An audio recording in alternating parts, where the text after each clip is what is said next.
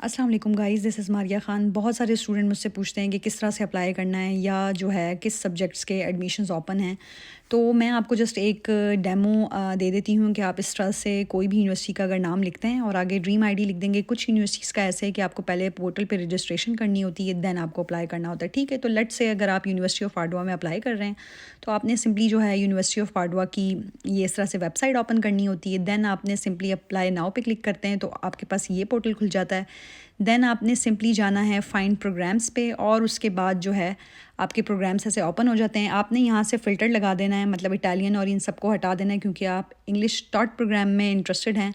तो अगर आप मास्टर्स या बैचलर्स में अप्लाई करना चाहते हैं तो देन इस तरह से आपके पास अवेलेबिलिटी होती है कि आपको अप्लाई नाउ शो हो जाता है और इसकी डेट जो है, इसकी डेडलाइन वो 2 फ़रवरी है। ठीक हो गया।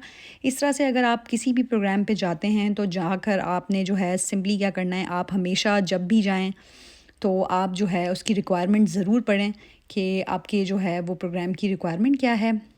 और यहाँ पर जो है सिंपली अगर आपको कोई प्रॉब्लम भी होती है तो आप इनको मेल भी कर सकते हैं। ठीक हो गया। तो इस तरह से अगर मैं आपको बताऊँ कि आप बैचलर्स प्रोग्राम के लिए इंटरेस्टेड हैं तो बैचलर्स प्रोग्राम के लिए जो है तब भी आपने सिंपली फाइंड प्रोग्राम्स पे जाके और यहाँ पर जो है बैचलर्स प्रोग्राम सेलेक्ट करने हैं और फाइंड प्रोग्राम्स कर देना है। तो ये देखें, अर्थ एंड क्लाइमेट डायनामिक्स हो गया आपके। और भी जो है वो इसी तरह से यूनिवर्सिटी ऑफ पाविया में भी अगर आप एडमिशन्स देखेंगे, अब लेट्स से ये जो है biology of human and environment health जो है वो जो है स्टार्ट होगा 7 जनवरी 2026। ठीक हो गया। तो आपने क्या करना होता है कि जैसे ही बैचलर्स के एडमिशन्स ओपन होते हैं, लेट्स से बहुत सारे स्टूडेंट्स पूछते हैं कि अभी टेस्ट देना है या नहीं देना।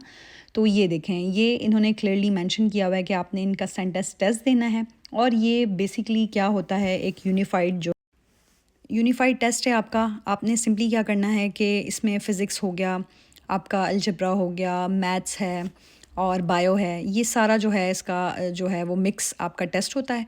और आपने जो है इसकी सिंपली आपने जो है इंटर में जो सब्जेक्ट्स पढ़े होते हैं उसी का कॉम्बो होगा और वो आपसे टेस्ट लिया जाएगा। तो आप इस तरह से जो है ना पहले इसका टेस्ट देंगे और उसके बाद आप इजीली बैचलर्स में अप्लाई कर सकते हैं। ठीक हो गया। आइट्स पे मैंने वीडियो बनाई थी। आइट्स का मैं ये कह रही थी आपसे कि आइट्स अगर आप देंगे तो आपकी वीज़ा एम्बेसी की रिक्वायरमेंट है वो। ठीक है। इवन अगर आपको ये एडमिशन मिल भी जाता है तो देन आप जब पढ़ने के लिए आते हैं तो उसके लिए आपको वीज़ा की ज़रूरत होती है।